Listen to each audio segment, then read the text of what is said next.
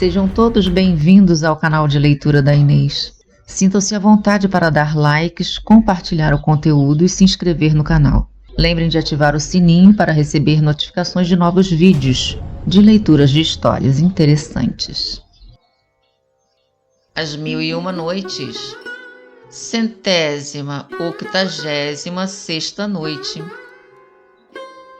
O príncipe da Pérsia, perdidamente apaixonado pela dama, acompanhou-a com os olhos enquanto pôde, e já havia muito tempo que não a via, embora mantivesse a vista voltada para o lado pelo qual ela desaparecera. Ebn Thaher advertiu-o de que algumas pessoas o observavam e começavam a rir. "Ah!", exclamou o príncipe, "o mundo e vós teríeis compaixão de mim se soubesseis que aquela bela dama leva consigo minha melhor parte e que o resto só deseja unir-se a ela. Dizei-me, suplico-vos, quem é essa jovem tirânica que nos força a amá-la sem querer?" "Senhor", respondeu Ebn Thaher, "é a famosa Shemselnihar, a primeira favorita do califa, nosso amo. É com justiça que assim a chamam." O príncipe o interrompeu, "pois é mais bela que o sol num dia sem nuvens." "É verdade", respondeu Ebn Thaher, "e é por isso que o comendador dos crentes a ama, ou melhor, a adora. Ordenou-me expressamente que lhe forneça tudo quanto ela queira, e até que a previna à medida do possível em tudo quanto possa desejar." Falava-lhe nesses termos para impedi-lo que se aventurasse a um amor que só poderia ser desgraçado, mas só conseguiu inflamá-lo mais. "Bem que desconfiei, encantadora Shemselnihar, que não me seria permitido elevar a vós o meu pensamento. Mas sinto, embora sem esperança, de ser amado por vós, que não poderei deixar de vos amar.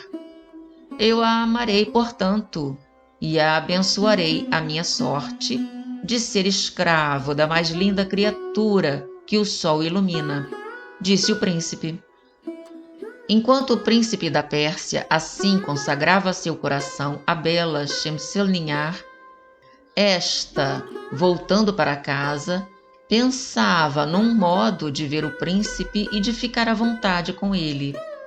Mal entrou no palácio, enviou a Ebn Thaher a mulher que lhe indicara e em quem depositava toda a confiança, para lhe dizer que fosse visitá-la sem demora, com o príncipe da Pérsia.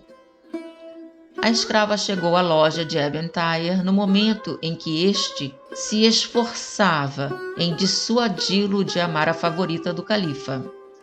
Ao vê-los juntos, disse-lhe a escrava: "Senhores, minha ama Shemselnihar, a primeira favorita do comendador dos crentes, vos pede para comparecer ao palácio, onde vos aguarda." Ebn Thaher, para provar sua obediência, levantou-se imediatamente, sem nada responder à escrava, e dispôs-se a segui-la com alguma relutância. Quanto ao príncipe, ele a seguiu sem refletir no perigo a que se expunha com tal visita.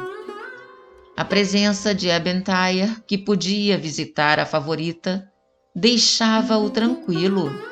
Seguiram, pois, a escrava, que caminhava um pouco na frente, e entraram depois dela no palácio do califa, indo até a porta do pequeno palácio de Shemselnihar. A escrava introduziu-os numa grande sala e pediu-lhes que se sentassem. O príncipe da Pérsia julgou-se num desses deliciosos palácios que nos prometem no outro mundo. Não havia visto até então algo que se aproximasse da magnificência do lugar em que se encontrava.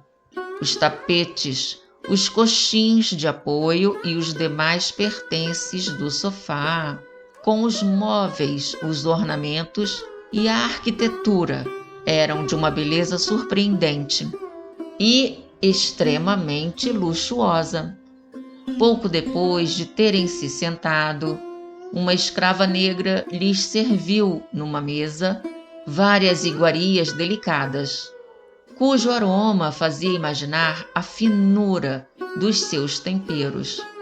Enquanto comiam, a escrava que os levara não os abandonou, cuidando de convidá-los a comer guisados que sabiam eram dos melhores. Outras escravas lhe serviam excelente vinho no final da refeição. Terminaram. Por fim, o príncipe e Ebentire, e a cada um separadamente, foram apresentados uma bacia e um belo vaso de ouro, cheio de água para que lavassem as mãos. Após o que trouxeram-lhes perfume de aloés, num pulverizador também de ouro. E com eles perfumaram a barba e as vestes. A água perfumada não foi esquecida, trazida num vaso de ouro incrustado de diamantes e rubis. Ela foi derramada sobre suas mãos, que eles passaram pela barba e pelo rosto, de acordo com o costume. Depois, puseram-se nos seus lugares. Mal se achavam sentados, porém, pediu-lhes a escrava que se levantassem e a seguissem. Abriu-lhes uma porta da sala em que estavam, e eles entraram num enorme salão de maravilhosa estrutura.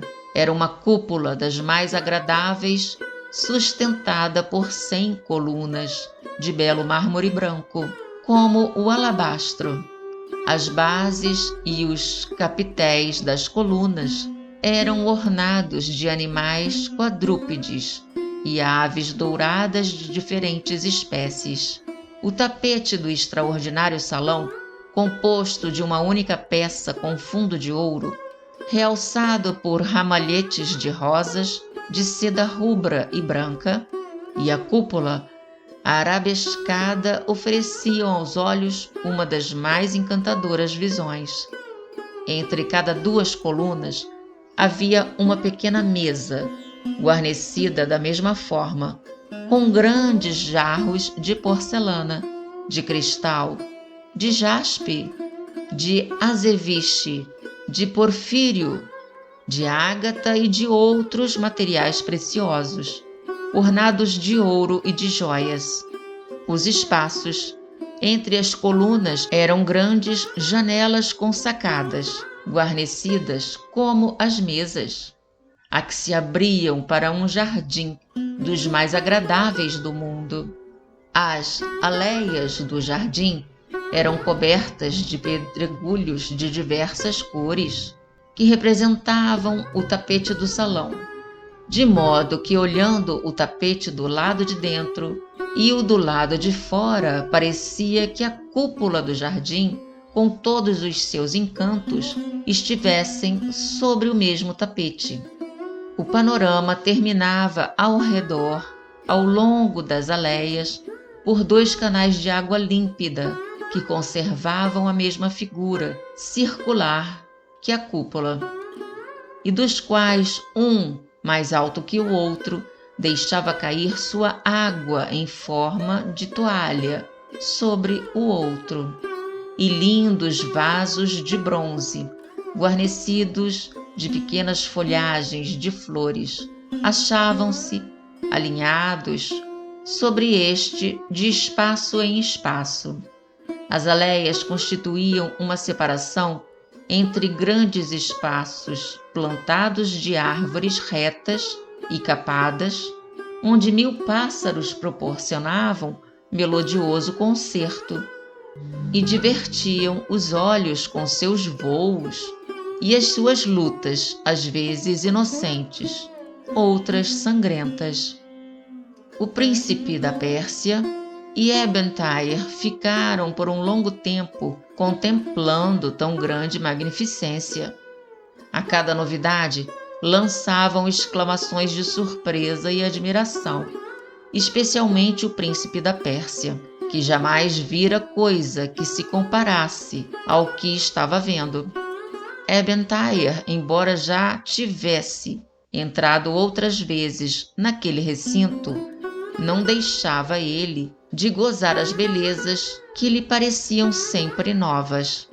Finalmente, não se cansavam de admirar tantas coisas singulares e ainda se achavam profundamente entretidos, quando notaram um grupo de mulheres ricamente trajadas sentadas no lado de fora, a certa distância da cúpula, cada uma sobre um trono de madeira de plátano da Índia, enriquecido de lavares de prata, e cada uma empunhando um instrumento de música.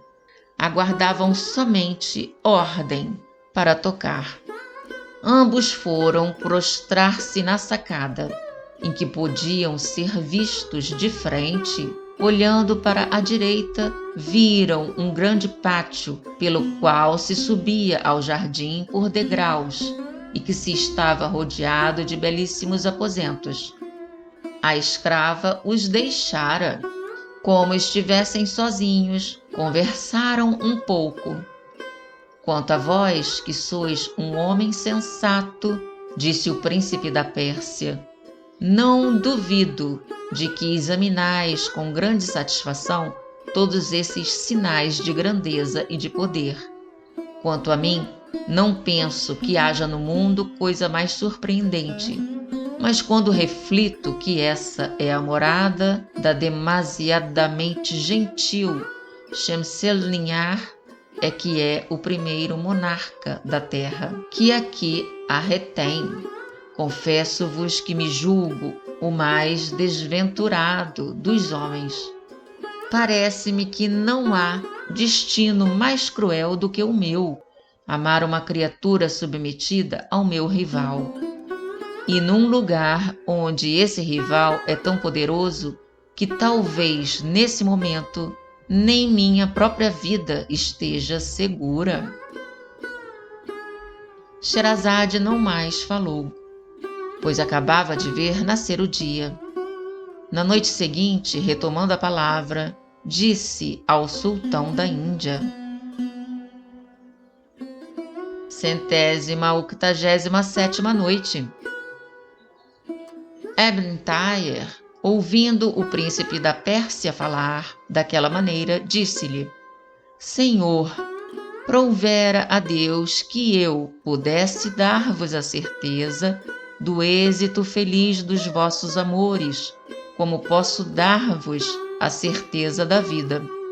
Embora esse soberbo palácio pertença ao califa, que mandou construí-lo especificamente para Shemselnihar com o nome de Palácio do Prazer Eterno, e faça parte do seu, sabei que a dama vive aqui em inteira liberdade. Não está rodeada de eunucos que vigiem seus atos. Possui seus aposentos particulares, dos quais dispõe à sua vontade. Sai de casa para ir à cidade sem pedir licença a ninguém. Volta quando lhe agrada. E jamais o califa a visita sem antes fazer-se anunciar por Mesrur, chefe dos seus eunucos, para que ela se prepare. Assim, tranquilizai-vos e concentrai toda a vossa atenção no concerto que Shemselnihar, ao que vejo, nos oferece. No momento em que Ebn-Thayer terminou de falar, o príncipe da Pérsia e ele viram surgir a escrava confidente da favorita, que ordenou às mulheres sentadas diante deles que cantassem e tocassem. Imediatamente tocaram todas juntas, como para preludiar, e depois de certo tempo, uma delas começou a cantar, acompanhando-se com um alaúde tocado com perfeição. Como fora avisada do assunto sobre o qual devia cantar, as palavras concordavam de tal forma com os sentimentos do príncipe da Pérsia que ele não pôde deixar de aplaudi-la. Será possível que tenhais o dom de penetrar nos corações e que o conhecimento do que se passa no meu vos tenha obrigado a nos dar uma prova da vossa estupenda voz? Eu mesmo não me expressaria com outras palavras, disse o príncipe maravilhado. A mulher nada respondeu. Continuou a cantar vários outros trechos que comoveram o príncipe a ponto de ele repetir alguns, com lágrimas nos olhos, o que demonstrava que vivia o sentido daquelas palavras. Quando ela terminou, levantou-se com suas companheiras e todas juntas cantaram que a lua cheia ia surgir com todo o seu esplendor e que dali a pouco se aproximaria do sol. Aquilo significava que Shemselnihar não tardaria em aparecer e que o príncipe da Pérsia teria em breve o prazer de contemplá-la. Com efeito, olhando para o lado do pátio, Ebn-Thayer e o príncipe da Pérsia notaram que a escrava confidente se aproximava, seguida de 10 mulheres negras que traziam com grande esforço um trono de prata maciça, agradavelmente lavrado, que ela mandou depor diante deles, a certa distância, após o que as escravas negras se retiraram para trás das árvores, à entrada de uma aldeia. Em seguida, 20 mulheres, todas formosas, rica e uniformemente trajadas, adiantaram-se em 2 filas, cantando e tocando instrumentos para colocar-se perto do trono, de ambos os lados. A atenção do príncipe da Pérsia e de Ebn-Thayer era tanto maior por estarem ambos curiosos por saber aonde chegariam. Finalmente viram surgir à mesma porta por onde tinham entrado as 10 mulheres negras com o trono e as 20 que acabavam de chegar, outras 10 mulheres, igualmente belas e bem trajadas, que ali se detiveram um instante, aguardando a favorita. Esta se apresentou por fim, pondo-se no meio delas. O dia que começava a iluminar o aposento de Shahryar impôs silêncio a Sherazade. Na noite seguinte, ela assim prosseguiu.